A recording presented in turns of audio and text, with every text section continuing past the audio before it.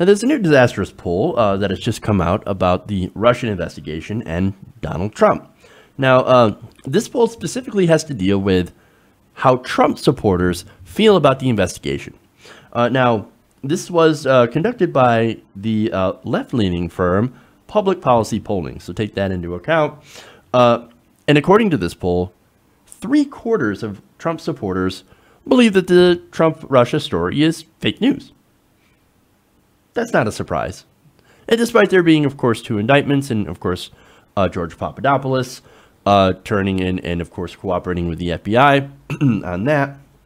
But look, hey, I'm not surprised. All you hear on conservative media, especially Fox News, is, oh, no, it's fake news. It's a witch hunt. Okay, don't listen to it. It's not a real investigation. Trump didn't do anything wrong. Everything's fine. Go back to your regular propaganda. Okay.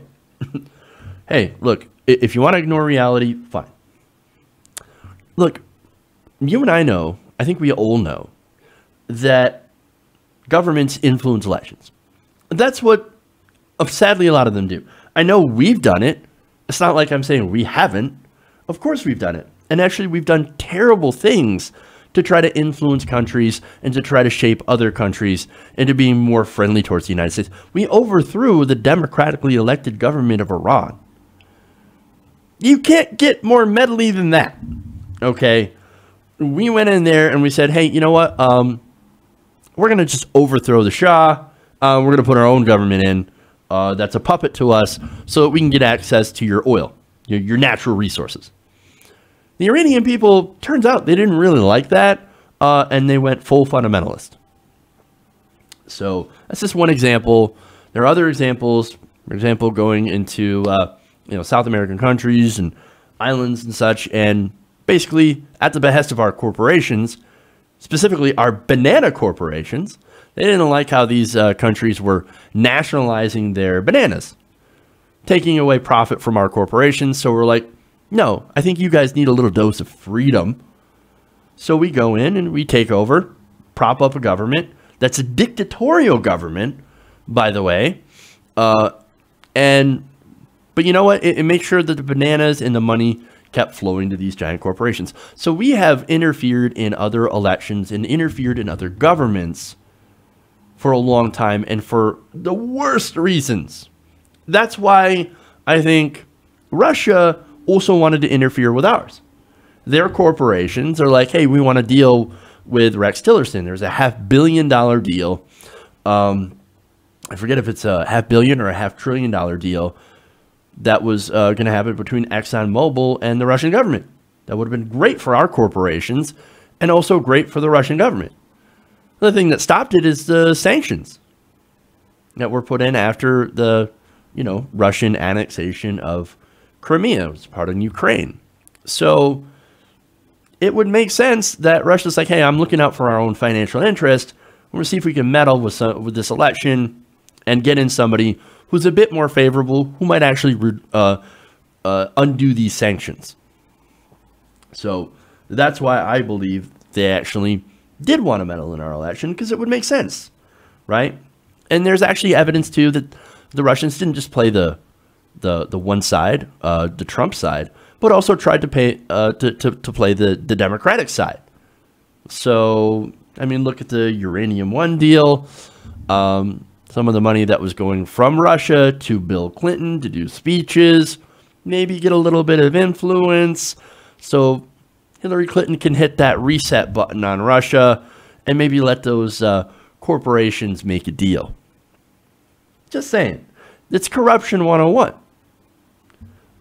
But see, the next thing on this poll, though, that concerns me, with all that aside, and all that, oh, it's just fake news thing aside, is this. 79% of people polled who voted for President Trump said that he should remain even if collusion is proven. So this is Trump voters saying that we don't care if you worked with Russia to try to win the election. This is if it's proven without a doubt that he had colluded with Vladimir Putin to win the election. They don't care. 80% of them. Nearly 80% are like, yeah, I don't give a fuck.